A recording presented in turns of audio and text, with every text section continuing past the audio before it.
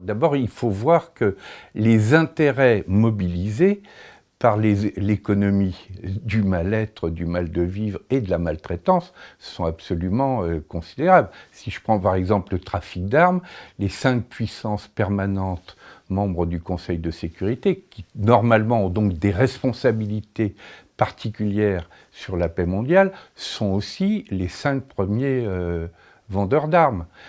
L'économie de la drogue et des stupéfiants, c'est une économie mondiale considérable et une interaction entre l'économie criminelle et puis d'autres acteurs qu'on retrouve par exemple dans les paradis fiscaux à travers les Panama Papers. Une bonne partie des acteurs qui interviennent dans le domaine de la santé ont intérêt pour vendre leurs produits à ce que les gens aillent mal, etc. Donc il faut identifier que les forces qui ont des intérêts, notamment des intérêts économiques et financiers à la poursuite des stratégies du mal-être et du mal de vivre sont importants. Puis évidemment, c'est une des façons de tenir les sociétés.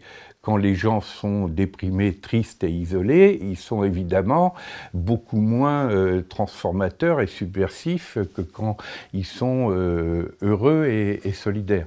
Donc ça, c'est la piste, je dirais, du côté de la résistance.